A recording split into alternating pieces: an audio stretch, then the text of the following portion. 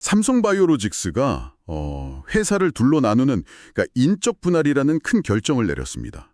이게 그냥 단순한 조직 개편 이런 걸 넘어서는 움직임으로 보이는데요. 오늘 저희가 여러 증권사 분석 보고서들을 좀 봤는데 이걸 토대로 한번 이 결정의 속내를 깊이 파헤쳐 보죠. 네, 그렇습니다. 이번 분할이 그냥 회사를 둘로 쪼갠다 이게 아니고요. 각 사업의 어떤 전문성을 확 끌어올리려는 그런 전략적인 선택이라고 봐야 할 것 같아요. 그래서 이제 존속하는 삼성바이오로직스 그리고 새로 만들어지는 삼성 에피스 홀딩스 이 둘이 각각 어떤 길을 가게 될지 또 이게 삼성 전체 바이오 사업에는 어떤 의미가 있을지 그 핵심만 좀 명확하게 짚어보겠습니다. 좋습니다. 그럼 가장 기본적인 것부터 시작할까요? 정확히 뭐가 어떻게 나뉘는 건가요? 네, 그러니까 삼성바이오로직스가 크게 두 부분으로 나뉜다고 보시면 됩니다. 기존의 핵심 사업이죠. CDMO, 바이오 의약품 위탁 개발 생산. 이건 그대로 삼성바이오로직스가 존속법인으로 남아서 계속하고요. 아, CDMO는 그대로. 네, 그리고 이제 바이오시밀러 사업을 하는 자회사, 삼성바이오에피스 지분 100%랑요. 또 신규 투자를 담당할 회사, 이걸 삼성 에피스 홀딩스라는 일무로 아직 가칭입니다만 이걸 새로 만드는 구조예요. 홀딩스 밑에 에피스가 100% 자회사로 들어가는 거군요. 맞습니다. 그래서 순자산 기준으로 보면 대략 한 65대 35 그 정도 비율로 나뉜다고 생각하시면 쉽습니다. 로직스가 65, 에피스홀딩스가 35. 네, 그러니까 CDMO 전문회사 하나, 그리고 에피스를 중심으로 한 바이오시밀러 및 투자 전문회사 하나 이렇게 딱 분리되는 거네요.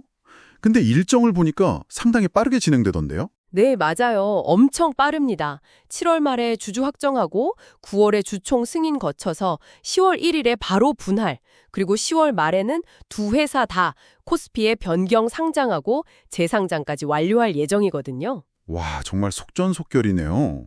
네, 한 5개월 만에 그냥 다 끝내는 거죠. 이게 서두르는 배경이랄까 이유가 궁금한데요. 여러 가지가 있겠지만 가장 큰 동기는 뭘까요? 가장 핵심은 역시 그 이해상충 문제 해소라고 봐야 합니다. 이게 뭐냐면요. 고객사 약을 대신 만들어주면서 CDMO, 동시에 그 고객사 경쟁 제품일 수도 있는 바이오시밀러, 에피스를 자회사로 가지고 있다. 이건 좀 그렇죠. 아, 그렇죠. 고객사 입장에서는 좀 껄끄러울 수도 있겠네요. 기술 유출 같은 걱정도 할 수 있고. 바로 그겁니다. 잠재적인 우려나 리스크가 분명히 있었어요. 이번 분할은 이걸 빡 잘라내서 CDMO 수주 경쟁력을 확실하게 높이겠다. 이런 강한 의지로 보입니다. 고객 신뢰 확보가 최우선이었다. 그럼 사업적인 측면에서는요? 다른 이유도 있겠죠? 당연히 있습니다. 각자 전문성을 키워서 성장을 더 빨리 하겠다. 이것도 굉장히 중요한 목적이죠. 삼성바이오로직스는 CDMO 본업에 완전 집중하고 삼성 에피스홀딩스는 에피스의 안정적인 성장을 바탕으로 이제 신약 개발이나 M&A, 기술 투자 같은 새로운 먹거리를 적극적으로 찾아 나서는 거죠. 투자 플랫폼 역할을 하겠군요. 네, 그렇죠. 분리되면 에피스홀딩스가 자체적으로 자금 조달하기도 더 편해지고요. 듣고 보니 투자자 입장에서도 좀 선택지가 명확해지는 면이 있겠네요. 안정적인 CDMO냐 아니면 성장성이 기대되는 바이오시밀러, 신약 쪽이냐. 하는 쪽에 좀 더 집중해서 투자할 수 있게 길을 열어주는 효과도 분명히 고려했을 겁니다. 그럼 분할 후에 각 회사의 미래는 어떻게 좀 그려볼 수 있을까요? 먼저 존속하는 삼성바이오로직스부터 좀 전망해 주시죠. 삼성바이오로직스는 이제 그 이해상충 이슈가 사라지니까요. 글로벌 빅파마들 있잖아요. 이런 큰 고객들을 확보하는데 훨씬 유리해질 거다. 이런 분석이 많습니다. 그게 바로 기업 가치 상승으로 이어질 수 있다. 네, 그렇죠. 그리고 워낙 영업이익률이 높잖아요. 한 40%대? 이게 더 부각되면서 경쟁사, 론자나 우시바이오 같은 데랑 비교했을 때 밸류에이션 매력도도 더 커질 수 있다는 거고요. 또 지금 5공장 돌리고 있고 6공장도 곧 착공할 텐데 제2바이오 캠퍼스 증설이랑 ADC 같은 새로운 분야 CDMO 확장에도 더 속도가 붙을 걸로 기대됩니다. 해외 공장 증설 이야기도 나오던데요. 미국이나 유럽 쪽? 네, 검토 중이라고는 하는데 이건 좀 신중하게 봐야 할 것 같아요. 아시겠지만 해외는 인건비도 비싸고 짓는데 시간도 더 걸리고 비용 효율성 문제가 좀 있어서요. 그렇군요. 그럼 신설되는 삼성 에피스 홀딩스는 어떤 역할을 하게 될까요? 여기는 이제 에피스를 핵심 자회사로 두고 바이오 투자 전문 지주회사를 목표로 하는 것 같습니다. 약간 덴마크의 노보홀딩스? 그런 모델을 좀 지향하는 것 같아요. 아, 투자 전문 지주회사. 네. 에피스가 안정적으로 돈을 버니까 그걸 기반으로 해서 유망한 바이오 신약이나 플랫폼 기술을 사오거나 M&A, 같이 회사를 만들거나 JV, 기술 제휴를 맺거나 이런 식으로 확보해 나갈 계획인 거죠. 그리고 ADC나 이중항체 같은 차세대 파이프라인 개발도 본격적으로 할 거고요. 투자를 하려면 돈이 있어야 할 텐데 재원은 어떻게 마련하나요? 분할할 때 일단 현금 한 1,000억 원 정도, 그리고 투자 자산도 한 3조 원 넘게 가지고 시작할 걸로 예상됩니다.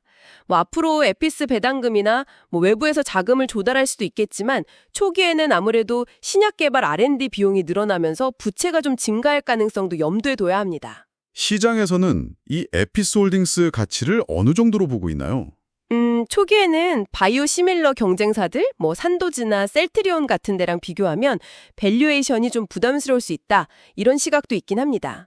근데 앞으로 신약 개발 전략이 좀 더 구체화되고 성과가 나오기 시작하면 충분히 재평가, 그러니까 리레이팅 될 가능성은 높다고 봐요. 어떤 증권사는 한 9조 원 이상으로 보기도 했고요.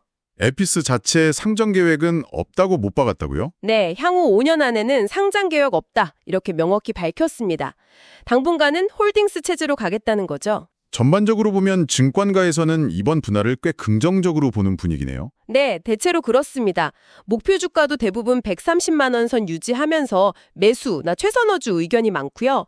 단기적으로 회사 실적에 큰 변화가 생기는 건 아니지만 중장기적으로 봤을 때 양쪽 다 경쟁력이 강화될 거다, 이런 평가가 지배적이에요. 그리고 과거 인적 분할 사례들을 보면 재상장 전까지는 주가에 좀 긍정적인 기대감이 반영될 수도 있고요. 물론 재상장 이후에는 각자 실적 따라 움직이겠지만요. 그렇죠. 그때부터는 진짜 각자 펀더멘탈이랑 수급 싸움이겠죠. 하반기에 좀 주목해서 봐야 할 변수나 이벤트 같은 것도 있을까요? 네, 몇 가지 있습니다. 우선 육공장 착공 소식이 언제 나오는지 봐야 하고요. 그리고 미국 쪽 약가 인하나 관세 정책 변화, 이게 바이오 시밀러 사업에는 영향이 있을 수가 있거든요.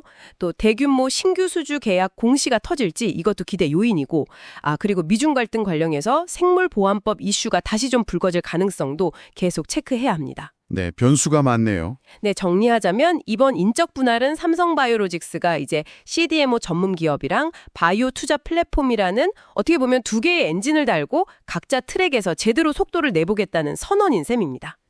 전문성을 갈고 닦아서 글로벌 경쟁력을 더 키우겠다, 이런 명확한 전략이군요. 그렇죠. 네, 이게 단순히 한 기업의 구조조정 문제라기보다는 삼성그룹 전체의 바이오 사업 방향성을 보여주는 아주 중요한 결정이라는 생각이 듭니다.